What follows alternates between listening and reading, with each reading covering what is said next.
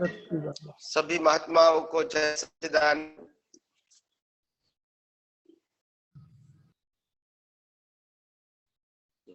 जय सच्चिदानंद।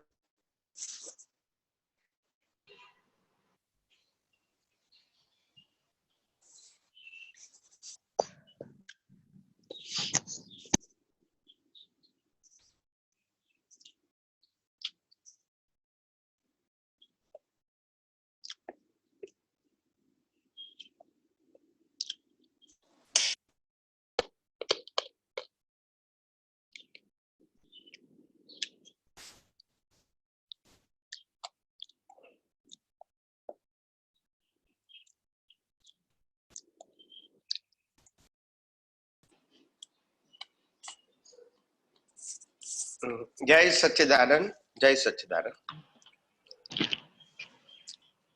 सबको सुनाई देता है कि नहीं सुनाई देता है? सुनाई देता है। नहीं देता है। ओके ओके, बस अभी बारी बारी से आप प्रश्न कर सकते हैं। स्वामी जी जय सच्चिदानंद। जय सच्चिदानंद। हाँ जय सच्चिदानंद। वो मेरा एक क्वेश्चन था कि जैसे कि मैं हमेशा ज्ञान में रहने की कोशिश करता हूँ, हाँ, लेकिन व्यवहार में कभी कभी ऐसा संजोग आते हैं जिससे मुझे गलत करना पड़ता है। तो मन में ये भाव रहता है कि चलो कर रहा है तो विकास कर रहा है और मैं तो शुद्धात्मा हूँ, तो ऐसे करके विकास अपना मनमानी कर लेता है।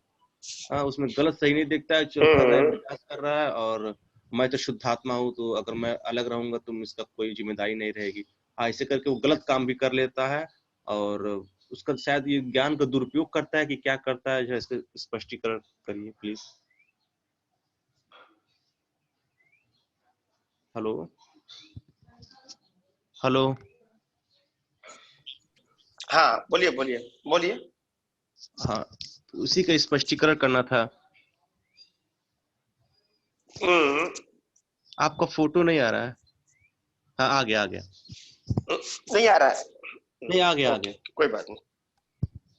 ओके ओके, देखो सबसे बड़ी बात यह है,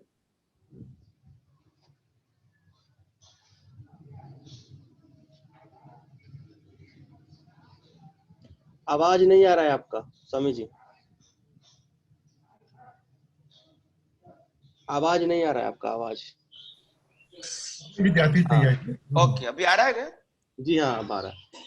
ओके ओके ओके। तो आज तक हमने धर्म के माध्यम से या सामाजिक माध्यम से हमने क्या किया? प्रकृति के पक्ष में ही सब कुछ व्यवहार किया, प्रकृति के पक्ष को ही हमने बीच में रखा और प्रकृति को ही हमने प्राधान्यता दिया। और इसीलिए हम वास्तव में इस दुनिया का सनातन सत्य समझने के लिए न कोई प्रयास किया है, न कोई प्रयास करने का मौका मिला है और न कोई व्यक्ति हमको इस प्रयास करने के लिए बताने वाला मिला है। तो आज तक हम कितने अवतारों से प्रकृति को सामाजिक और धार्मिक मोड़ देने का प्रयास किया था। आज तक अभी हम अध्यात्म का मोड़ देने का प्रयास करते हैं। तो मेरा कहने का मतलब यह है कि सामाजिक और धार्मिक जो क्रियाएं हैं उसमें लोग आपको प्रश्न तो करेंगे, क्योंकि आपका जो व्यवहार है जो पहले मात्र सामाजिक और धार्मिक एंगल से चलता था।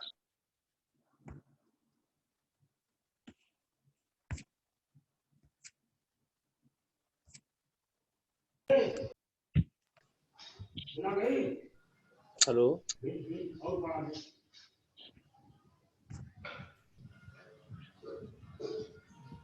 हाँ, मगर कहने का मतलब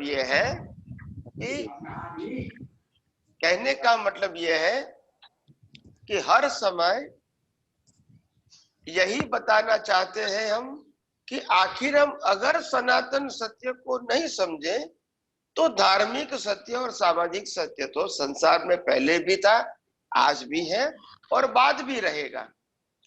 तो कहने का मतलब यह है, अगर यही प्रकार की दृष्टि से हमारा उकेल आ गया होता या तो आता होता तो अभी का आ गया होता, मगर ऐसा नहीं हुआ। तो बात को समझने की कोशिश करो कि हर महान पुरुष अपने जीवन के अंदर क्यों अध्यात्म के मार्ग में जब आगे बढ़ना चाहते हैं या तो आगे बढ़ते हैं, तब क्यों इसकी धार्मिक और सामाजिक क्रियाएं अपने आप धीरे धीरे शांत क्यों हो जाती है? क्योंकि इसको इंटरेस्ट नहीं होता है। ऐसा नहीं है कि सामाजिक और धार्मिक क्रिया गलत है, वो रिलेटिव सत्य है, मगर उनको रिलेटिव सत्य से रियल सत्य की ओर आगे जाना है। तो उसके लिए उनके लिए धार्मिक और व्यवहारिक सत्य गौण हो जाता है, गलत नहीं। यानी फाइलों का संभाव से निपटारा करने तक ही इसमें इंटरेस्ट रखता है और बाकी सनातन सत्य की जागृति को उपयोग में रखना ही हर समय वो प्रयास करता है। लेकिन संसार में रहना है, मान लीजिए अभी तो फिर हम संसार में ही है और व्यवहार हमको करना है, समाज में रहते हैं, तो फिर आखिर किस दृष्टि से करें? समाज में है तो मान लीजिए हमें कोई भी व्यवहार करना है, चाहे अपने इस विकास के हित के लिए कुछ गलत भी करना पड़ता है, चाहे झूठ बोलना पड़ता है, तो धार्मिक दृष्टि से तो ये गलत है, लेकिन आध्यात्मिक दृष्टि से तो कुदरत का नियम है, ये कुदरत के हिसाब से चल रहा है। तो लेकिन अब फिर हम इसमें हम कैसे हमेशा प्रेजेंट टाइम में रहें और झूठ सही गलत करके, इसमें ये मन में भाव रहता है कि जो कर रहा है विकास कर रहा है, कुदरती रचना कर रहा है, तो उसमें तुम क्यों जिम्मेदारी लेते हो, हम तो आत्मा है। तो क्या इस तरह से भी करने से क्या जिम्मेदारी नहीं रहेगी? हाँ देखो, सिंपल बात है, जहां तक मैंने सिंपल कहा है, अगर कोई भी चीज के अगर आपकी दृष्टि में मालिकी भाव रहेगा, वहां तक तो आप जिम्मेदार हैं। अगर मालिकी भाव नहीं रहता है और क्रिया होती है तो आप जिम्मेदार नहीं है। राम ने रावण के साथ युद्ध करने के अंदर लाखों निर्दोष सैनिकों को मार दिया निमित्त के रूप में, हालांकि उनका कोई कंसर्न नहीं था, बराबर है कि नहीं? जी जी। फिर भी मर गए, मरा तो सही ना हो। जी हाँ। सामाजिक तौर से, व्यवहार तौर से तो मर तो गए ना। जी हाँ। तो क्रिया के रूप में तो हिंसा हुई कि नहीं हुई? जी हाँ हुई। फिर भी वो मोक्ष में क्यों गए? लेकिन उनकी सोच में ये हिंसा नहीं करना था, लेकिन अब निमित्त आया तो उनको करना पड़ा मजबूरी को वश। मैं वही कहता हूं कि निमित्त के अधीन जब मन वचन काया चलता है, उनका भी क्या हमारा मन वचन काया निमित्त से नहीं चलता है, अपनी मर्जी से चलता है? नहीं, अपनी मर्जी से नहीं चलता। उनका मन वचन काया भी कुदरती कर्मों के अधीन है, हमारा मन वचन काया भी हमारे कर्मों के अधीन है। तो प्रश्न कहाँ है? जी जी समझ, बस सोच यही होनी चाहिए, हमेशा पॉजिटिव थिंकिंग रखनी चाहिए, किसी को हिंसा ना हो, किसी को विज्ञान ऐसा नहीं कहता है कि आपको व्यवहार या धर्म है वो गलत करना है, ऐसा विज्ञान नहीं कहता है। विज्ञान ये कहना चाहता है कि आपकी सामाजिक और धार्मिक जिम्मेदारी जो भी है वो निभाते रहो, उसमें कोई क्वेश्चन नहीं है, मगर वो कर्ता भाव से मत करो, क्योंकि मन वचन काया का कंट्रोलर आप नहीं है। इतना ही डिफरेंस है। जी जी। इसमें आपको गलत कहने का कोई प्रेरणा देता है या गलत को सही कहते हैं, वो तो प्रश्न ही नहीं है। जब सभी कुछ कुदरती रचना है तो उसमें गलत सही का कोई मतलब भी नहीं रहा। नहीं मतलब नहीं रहा, मतलब समाज के अंदर अगर प्रकृति ने कुछ गलत किया है तो प्रकृति को जेल में जाना पड़ेगा। जी। इसमें कौन मना करता है? जी हाँ। अगर राम को भी वनवास जाना पड़ा, वो भी तो कर्मों का खेल था। जी हाँ। कृष्ण भगवान को जेल में जन्म लेना पड़ा, वो भी तो कर्मों का फल था। जी। तो कहने का मतलब है कि अध्यात्म विज्ञान का मतलब होता है कर्मण्यवाधिकार अस्ते मां फलेषु कदाचन। हे जीव, मैं अपने संजोगों के अधीन कर्म किए जाता हूं, मगर कोई फल की इच्छा नहीं रखता हूं, क्योंकि मैं खुद ही चेतन हूं, मैं खुद ही शाश्वत हूं और मेरे खुद के पास ही अनंत शक्तियां है। तो जो मन वचन काया कर्म किया जाता है, कर्म करता रहता है, उसमें मेरे को आसक्ति करने की या अपेक्षा रखने की जरूरत नहीं है। जी जी जी। और एक क्वेश्चन और था, जैसे कि हमको यस। एक गेम है, उसको खेलने में हमको बहुत ज्यादा इंटरेस्ट होता है। तो खेलते वक्त मन में यही रहता है कि विकास खेल रहा है, लेकिन उस गेम में इतना इन्वॉल्व हो जाते हैं कि घर वाले बोलते हैं कितना खेलते हो, गेम है, ये है, वो है। तो उससे कैसे छुटकारा पाए?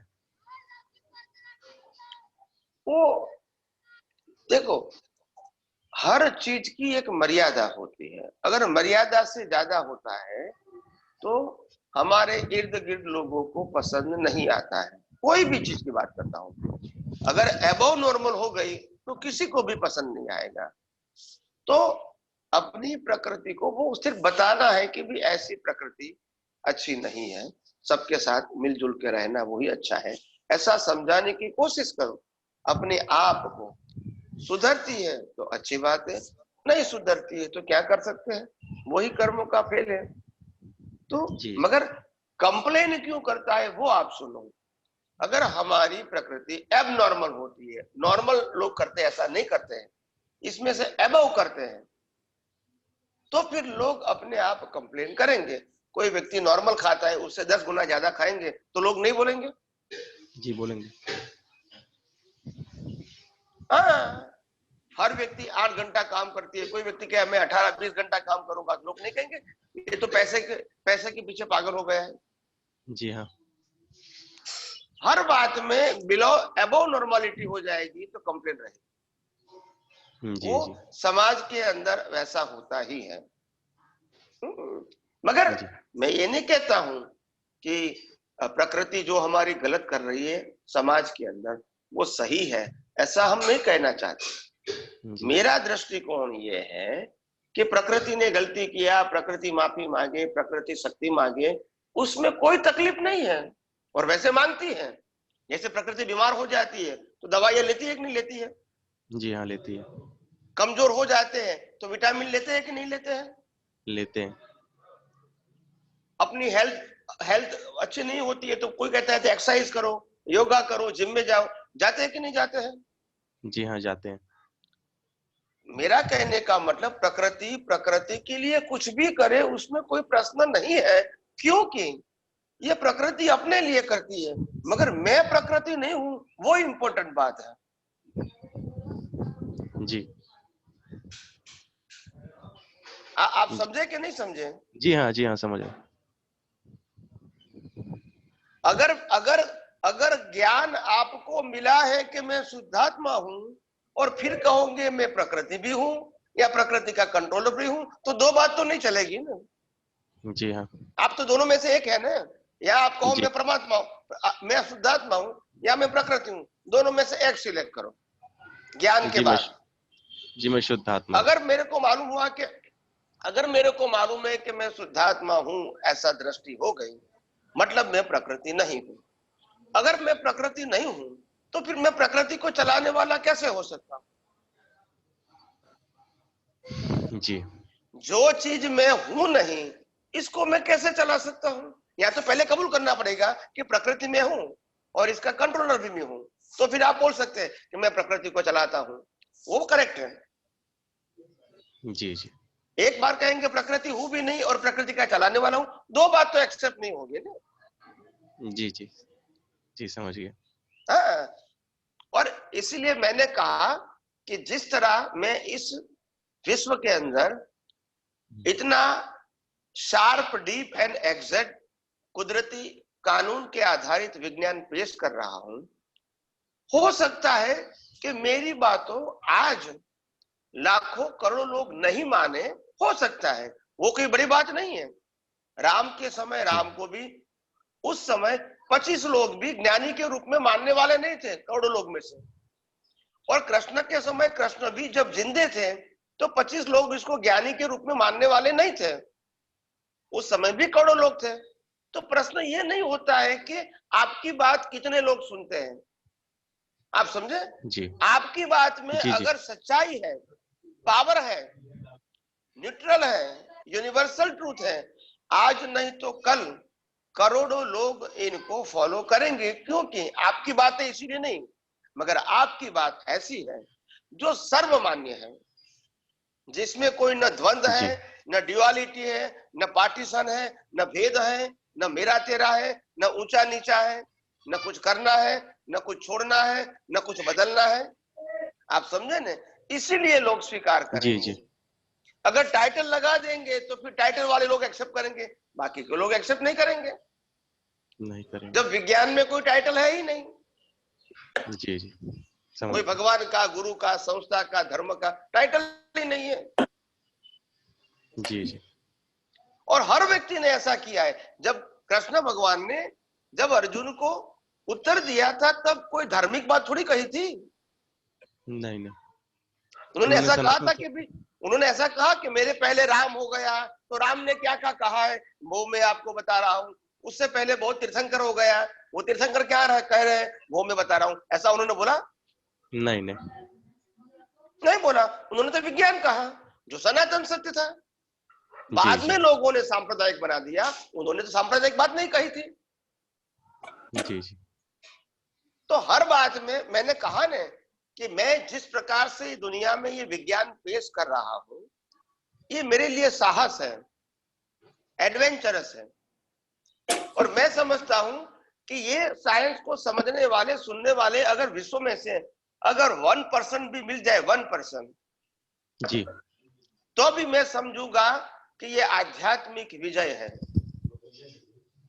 आपके सत्संग में मैंने कई बार सुना है कि आपने कहा है कि हम भी साइंटिस्ट है और हम भी 1000 10,000 लोगों को साइंटिस्ट बनाना चाहते हैं। तो क्या हम भी उस चीज को, ये क्या यही हाँ, नियम है बोलिए बोलिए। क्या इसी वजह से हम लोग साइंटिस्ट बनेंगे? क्या यही दो नियम की वजह से, अपने आप को शुद्धात्मा देखना और सारे विश्व को कुदरत के रूप में रचना देखना, कि और भी मतलब ये जैसा जैसा विज्ञान का आप उपयोग करते रहोगे, जी आपकी दृष्टि में अज्ञान निकलता जाएगा। ऐसे ऐसे दुनिया का सनातन सत्य अपने आप खुला होगा, खुला हो जाएगा। क्योंकि ये रिलेटिव सत्य के अज्ञान के कर्टेन से वो आवृत था, जी और इसीलिए आपकी दृष्टि उस आवरण को तोड़ के ऊपर गई ही नहीं। जब ऊपर जाएंगे तो मालूम होगा कि वास्तविकता क्या है। जी हमने जी अभी शारीरिक व्यक्तियों के संबंधों को ही अपना संबंध मान लिया, और शारीरिक संबंधों के साथ अंदर आत्मिक संबंध है, इसको जानने की, समझने की कोशिश ही नहीं किया है। फिर आप कहोगे कि मेरे पास ज्ञान है, कैसे कहोगे? तो विज्ञान का मतलब होता है रिलेटिव सत्य के साथ सनातन सत्य को जानने की कोशिश करो। रिलेटिव सत्य में बॉडी तो है, रिलेशन भी है। सनातन सत्य क्या है? उसके अंदर शुद्धात्मा है, और मेरे शरीर के अंदर भी शुद्धात्मा है, और शुद्धात्मा के रूप से हम एक हैं, और प्रकृति के रूप से हम कर्मों से बंधे हुए हैं।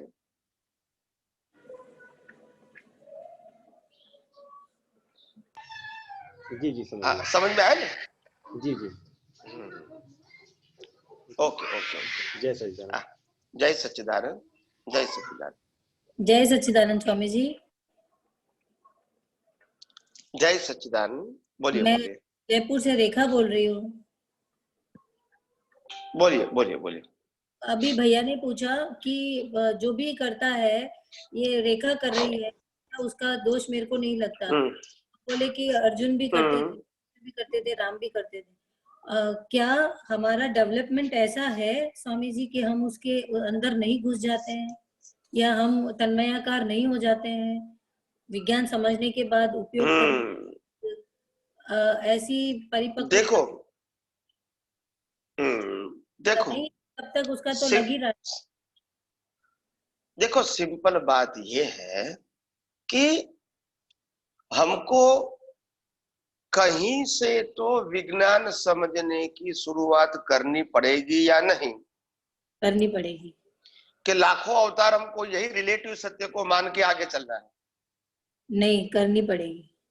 अगर मेरे को डॉक्टर बनना है, चार्टर अकाउंटेंट बनना है, लॉयर बनना है, इंजीनियर बनना है, तो भी मेरे को बाल मंदिर या फर्स्ट स्टैंडर्ड से शुरू करना पड़ेगा, भले भी 15-20 साल लग जाए डिग्री मिलने में, मगर उस स्टार्ट तो वहां से ही करना पड़ेगा।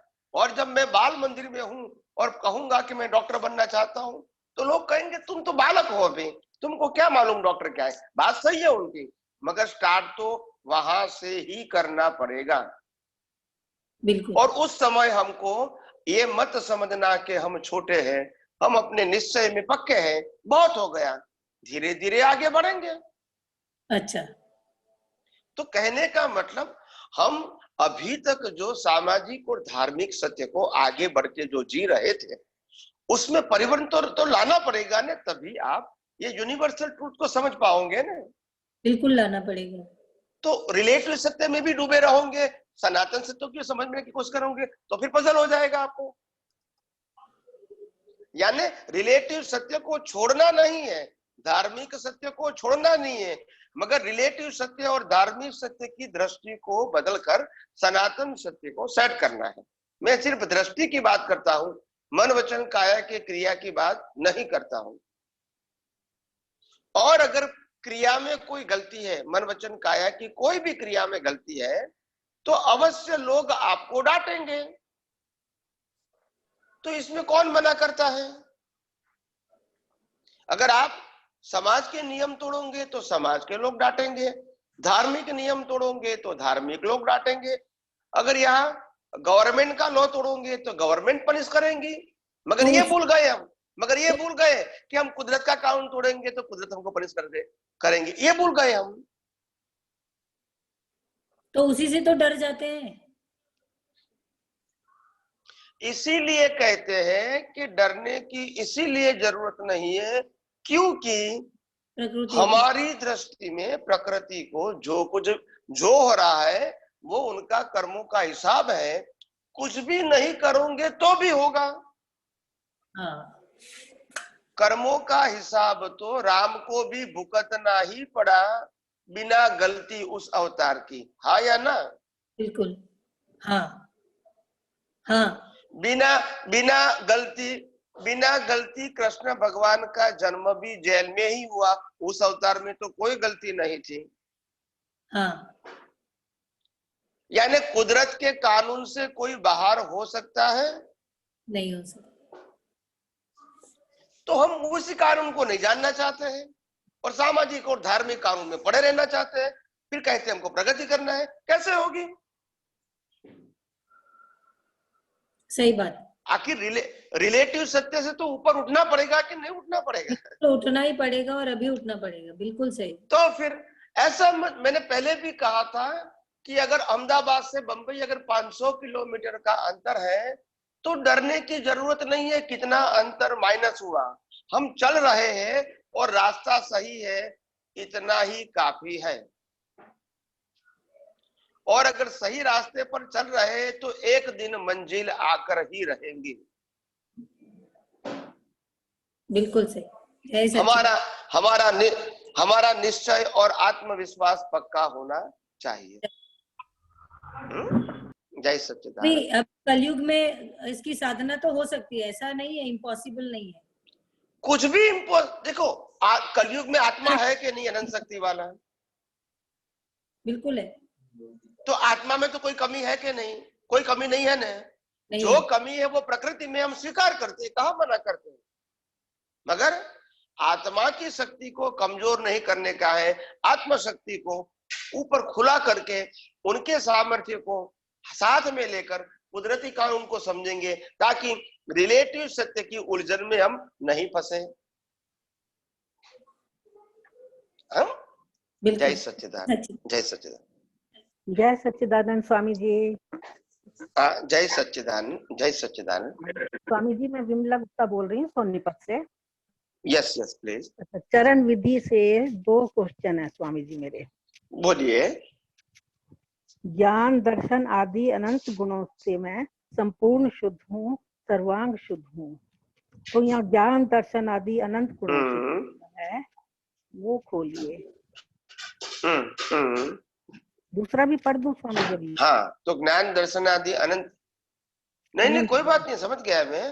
ज्ञान दर्शन आदि अनंत गुणों से मैं संपूर्ण शुद्ध हूँ और सर्वांग शुद्ध हूँ। मैंने कल बताया था कि ज्ञान दर्शन आदि जो आत्मा के स्वाभाविक गुण हैं वो कभी अशुद्ध होते ही नहीं, मगर जो प्रतिष्ठित आत्मा में जो ज्ञान दर्शन है वो उनके डेवलपमेंट के ऊपर या उनकी दृष्टि के ऊपर आधारित है, तो वो गलत भी हो सकता है, रिलेटिव सत्य भी हो सकता है और कहीं लेवल का ही हो सकता है, मगर उसके अंदर सनातन सत्य एकदम प्रकट नहीं होता है।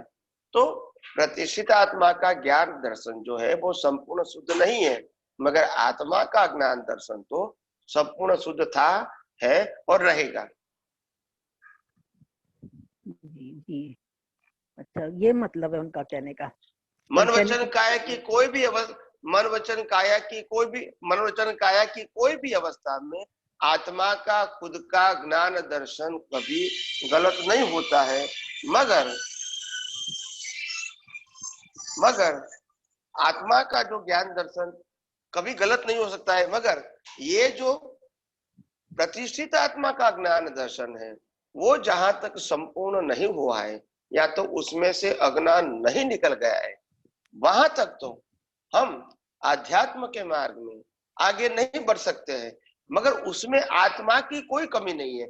जब भी आपको ज्ञान मिलता है तो पहले क्या बताते हैं, मैं अनंत ज्ञान वाला हूँ, मैं अनंत दर्शन वाला हूँ, मैं अनंत सुख वाला हूँ, मैं अनंत शक्ति वाला हूँ, मैं मन वचन काया से मुक्त ऐसा शुद्धात्मा हूँ, प्रकृति का एक भी गुण मेरे में, प्रकृति का एक भी गुण मेरे में नहीं है, मेरा एक भी गुण प्रकृति में नहीं है, मेरे सभी गुण अविनाशी है, प्रकृति के सभी गुण विनाशी है।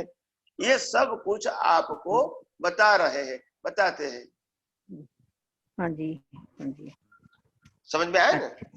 हाँ, तो इसका मतलब स्वामी जी जो स्वाभाविक गुण है आत्मा का और जो तो प्रतिष्ठित आत्मा का गुण है वो उससे मैं सर्वांग शुद्ध हूँ, उससे सर्वांग शुद्ध हूँ, सर्वता शुद्ध हूँ, उससे अलग।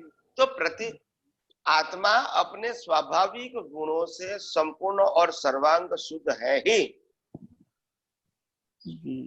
तभी तो मैं सत्संग में बार बार कहता हूँ कि आत्मा के लिए आपको कोई पुरुषार्थ करने की जरूरत नहीं है, आत्मा तक पहुंचने के लिए पुरुषार्थ करना है, आत्मा के लिए नहीं। तो ये प्रतिष्ठित आत्मा ही बोलती है कि मैं मतलब प्रतिष्ठित आत्मा का। जी जी, जैसे मैंने उदाहरण दिया था कि हमारी तिजोरी के अंदर, सेफ वॉल्ट के अंदर 5 लाख रुपया की कैश पड़ी है, अभी हमको इसमें से 5,000 रुपये की जरूरत है, तो पैसे की कमी नहीं है, मगर जहां तक चाबी नहीं मिलेंगी वहां तक पैसा होते हुए भी आप इसका उपयोग नहीं कर सकते हैं।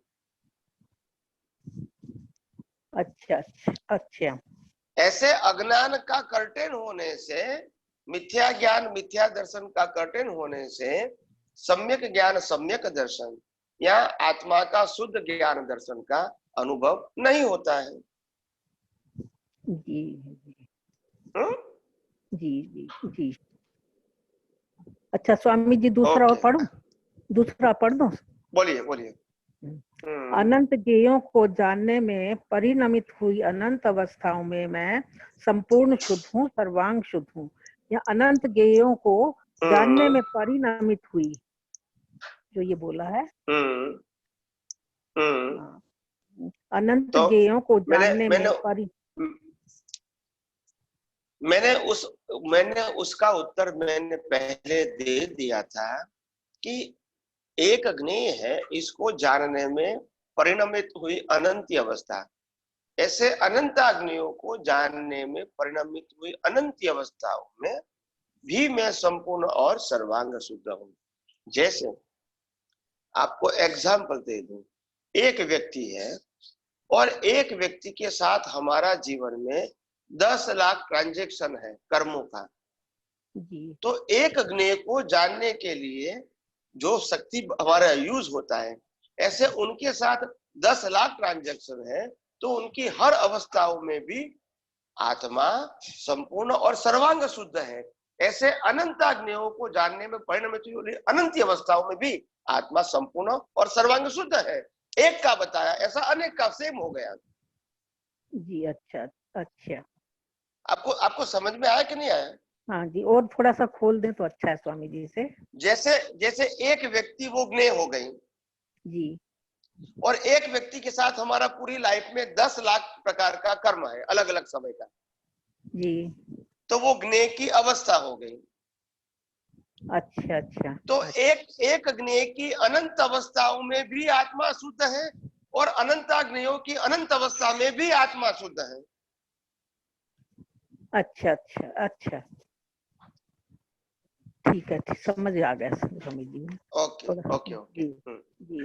जय सच्चिदानंद स्वामी जी। जय सच्चिदानंद स्वामी जी। जय सच्चिदानंद स्वामी जी। एक बारी बारी से बोलिए प्लीज। हाँ, कविता बात करू છું હૈદરાબાદ થી। हाँ, जय सच्चिदानंद। जय सच्चिदानंद। अच्छा, આપણે એક જેમ પ્રમાણે છે કે મન વચન કાયા ડિસ્ચાર્જ છે, બરાબર, કુદરતી રચના છે, અને મને એ સમજવું છે કે વાણીના જે કર્મ બંધન થાય છે તો ઈ કેવી રીતે થાય છે જ્યારે ઈ ડિસ્ચાર્જ છે? તો कर्मबंध मैंने कहा ना, मन वचन काया तीनों कुदरती रचना ही है, यह कर्मों का फल ही है। मगर जब हम कोई भी चीज के मालिक बन जाते हैं, जुड़ जाते हैं, अटैच हो जाते हैं, तो वो अवस्था के लिए हम जिम्मेदार बन जाते हैं। फिर चाहे विचार है, जबान है या एक्शन है, हम जुड़ गए वो हमारी गलती है, क्रिया वो गलती नहीं है। अच्छा, जैसे एक एग्जाम्पल दे दो आपको। रास्ते में 2000 रुपया की नोट पड़ी है, आपकी नहीं है वो भी आपको मालूम है, मगर आपने नजर से देखा, बराबर। उसी समय और भी 5 लोगों ने इस नोट को देखा, बराबर। तो 5 + 1 आप 6 व्यक्ति हो गए। इसमें से एक व्यक्ति ने वो 2000 की नोट ले लिया और आपको लगा मेरे को लॉस हुआ। अच्छा, मतलब क्या रहा बताइए आपको? मतलब वो नोट हमारी थी नहीं तो लॉस की तो बात ही नहीं है, लेकिन अपन भाव ऐसा कर ले रहे। ऐसे कुदरत कहते मन वचन काया तुम्हारा नहीं है, सत्ता संपत्ति सबन साधन तुम्हारा नहीं है, मगर आप मानते हैं, फिर उसमें प्रॉफिट और लॉस गिनते हैं, उसमें कुदरत क्या करेंगे? नहीं, मुझे एक और वही कंफ्यूजन क्या है कि अपन जो भाव डिस्चार्ज भाव जो है, चार्ज भाव से अपन कर्म बांधते हैं, तो वाणी में भी चार्ज भाव रहता है? तीनों में रहेगा ना। वाणी कोडवर्ड से चार्ज होती है, कोडवर्ड ओपिनियन से। अच्छा, तो पहले अंदर होगा भाव, उसके बाद वाणी में आएगा और फिर कर्म बंद होगा? नहीं, वाणी भी डिस्चार्ज ही है, मगर वो कोडवर्ड के रूप में पिछले अवतार में चार्ज हुआ है, और अभी वो डी कोड होती है। जैसे शॉर्ट एंड होता है ना, शॉर्ट एंड, टाइपिंग वाला शॉर्ट एंड करता है ना, बराबर, वो शॉर्ट में लिखता है, बाद में लेटर लिखता है शांति से।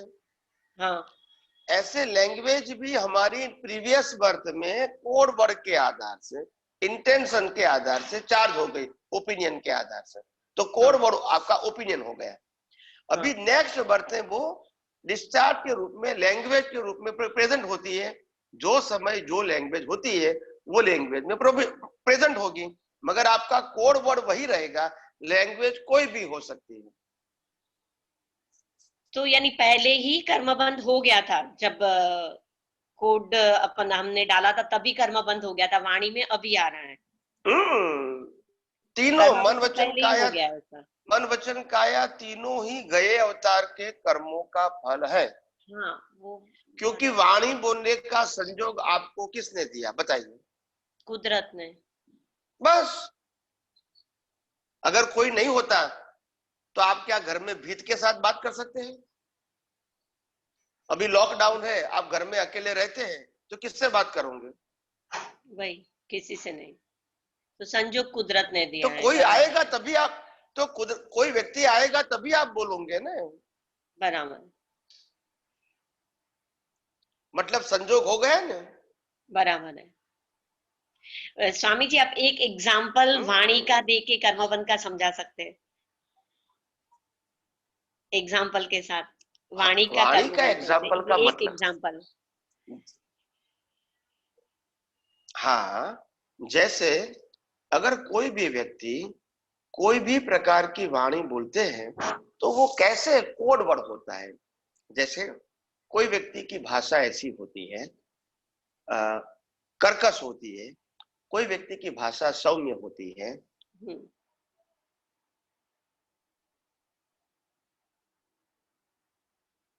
आप स्टक हो गए स्वामी जी।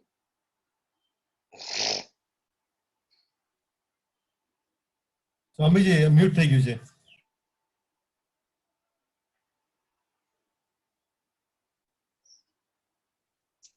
हेलो, हाँ हवे आयु। तो मतलब मेरा मेरा कहने का मतलब ये है कि हर व्यक्ति का जो कोड वर्ड है वो अलग अलग होता है और आवाज बंद થઈ ગયો। हाँ, तो हाँ। मेरा कहने का मतलब ये है कि इसीलिए हर व्यक्ति का कोड वर्ड स्पीच में अलग अलग होता है। स्पीच तो नॉर्मल लैंग्वेज की होती है, मगर जिसको हम कहते हैं ना इंटेंशन, हाँ। इंटेंशन के आधार से आपकी स्पीच प्रेजेंट होती है। बराबर। कभी लोग नहीं कहते कि उनकी भाषा में ही कठोरता है, हाँ। उनकी भाषा ही सौम्य है, उनकी भाषा ही कनिंग है, उनकी भाषा ही प्रेम वाली है, हाँ। उनकी भाषा ही जोड़ने वाली है, उनकी भाषा ही तोड़ने वाली है। तो इसका कोड वर्ड होता है, वो ऐसे कोड वर्ड से भाषा ऐसे निकलेगी उसको। बराबर। हाँ, नहीं तो आ रहा बहुत इम्पोर्टेंट है। वो जो अंदर इंटेंशन है उसी से बंद हुआ, बाहर का वाणी का जो इंटेंशन पिछले अवतार से बंद हो रहा है। हाँ, वो पिछले अवतार में। हाँ हाँ। और अभी निकल रहा है संजोगों के अधीन। बराबर, ठीक है स्वामी। वो निकलने के लिए भी संजोग चाहिए और बांधने के लिए भी संजोग चाहिए। बराबर। तो समझ में आ गया। जय सच्चिदानंद। एक सवाल और है स्वामी जी। हाँ, अब बोलिए, जो बोलिए। अर्ध निंद्रा में पूरा दिन शुद्धात्मा हूँ चलता है तो वो फल देता है बराबर 100% अर्ध निंद्रा में? हाँ देता है, क्यों नहीं देंगे? 100% देता है उसका फल। देखो प्रकृति की निंद्रा गाढ़ है, माइल्ड है, हाँ। या अर्ध निंद्रा है, जो भी है, हाँ। मगर प्रतिष्ठित आत्मा और परमात्मा कभी सोते नहीं है। बराबर है, क्योंकि वो उसका फिजिकल फॉर्म नहीं है। बराबर है। जो फिजिकल फॉर्म है, जो क्रिया करता है, मन क्रिया करता है, जबान से क्रिया होती है, शरीर से क्रिया होती है, इसको थकान लगता है तो इसको नींद भी जरूरत है। बराबर। कम ले ज्यादा ले, अर्ध जागृत रहे जागृत रहे, मगर आत्मा और प्रतिष्ठित आत्मा कभी सोता ही नहीं है। बराबर।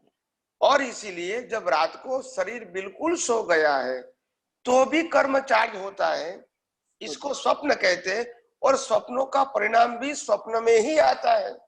बराबर। तो अगर आत्मा का चार्जिंग नहीं, अगर प्रतिष्ठित आत्मा नहीं होता तो फिर चार्ज कैसे होता रात को सपने में? बराबर। क्योंकि सपनों को भी हमारी आध्यात्मिक भाषा में कर्म फल बताया है। बराबर। तो बात को समझना चाहिए कि सोने की जरूरत केवल मन वचन काया को है, आत्मा और प्रतिष्ठित आत्मा को नहीं है। बराबर है। नहीं, पुरुषार्थ ज्यादा उल्टा ऐसा ही लग रहा है जैसे अर्ध निंद्रा, यानी अपन जब एकदम रेस्ट में है ना तब ज्यादा पुरुषार्थ चलता है, बाकी पूरा दिन जब काम करते रहते हैं तब तो आधे से ज्यादा उसी में खो ही जाते हैं, लेकिन जब आराम से पीस ऑफ माइंड बैठते हैं तभी ऐसा लगता है कि पुरुषार्थ हो रहा है।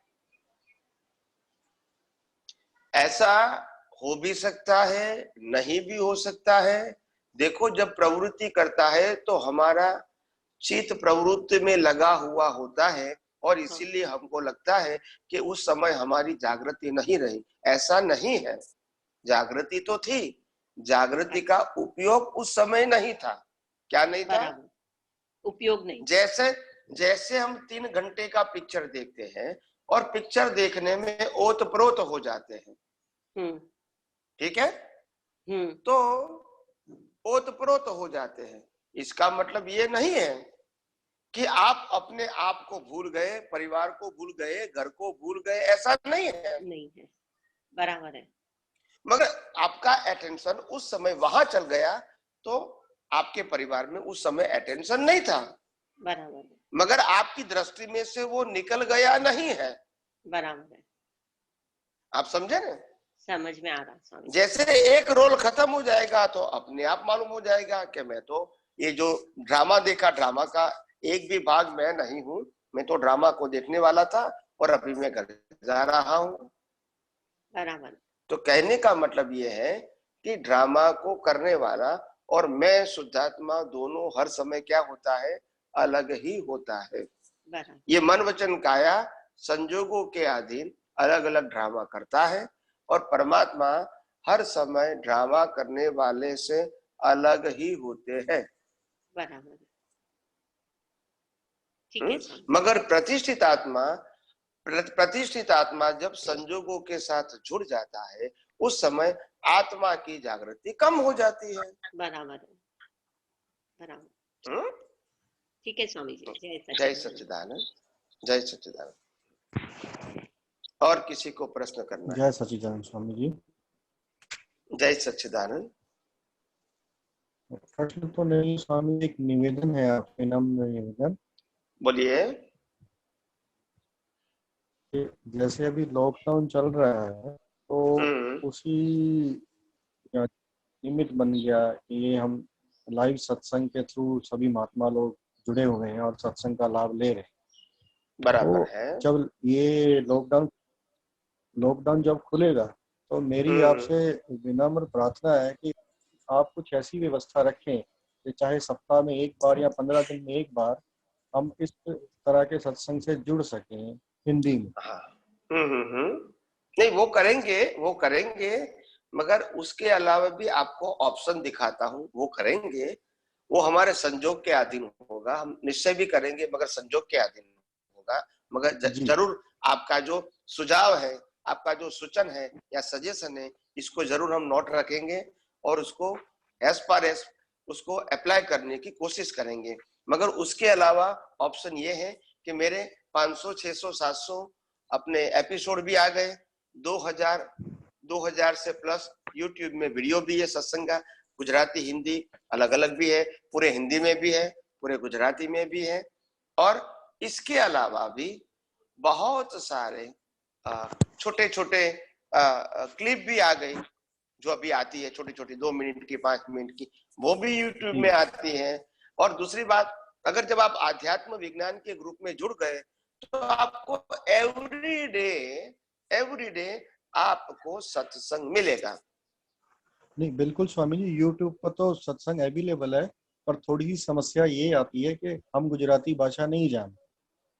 और नहीं, उसमें हिंदी भी है, पूरी हिंदी का भी सत्संग है जी। जो हरियाणा चैनल पर आपके प्रोग्राम आते हैं, जो एपिसोड आता है, उसमें स्टार्टिंग के जितने भी एपिसोड थे उसमें हिंदी आए, पर अभी कंटिन्यू जितने भी आ रहे हैं सब गुजराती भाषा में आ रहे हैं।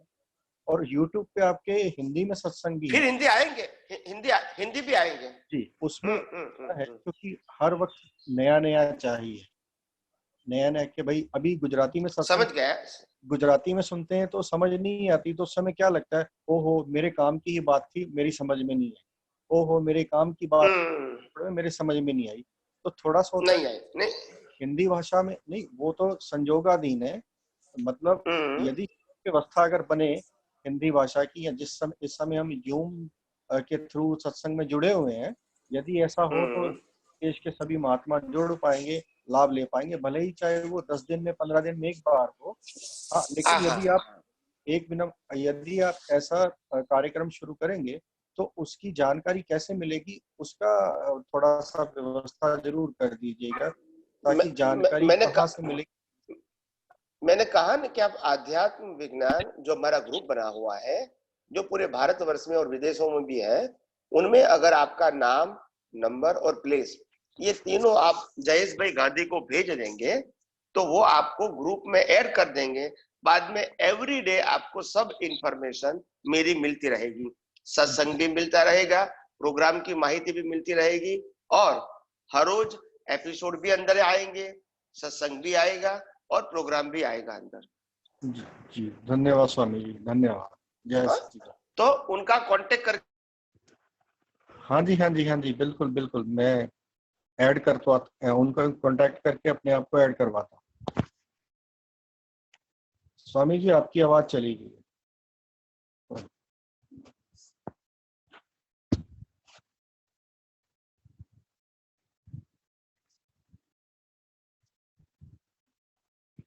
आपका वीडियो और साउंड, अरे थोड़ा कनेक्टिविटी इश्यू है।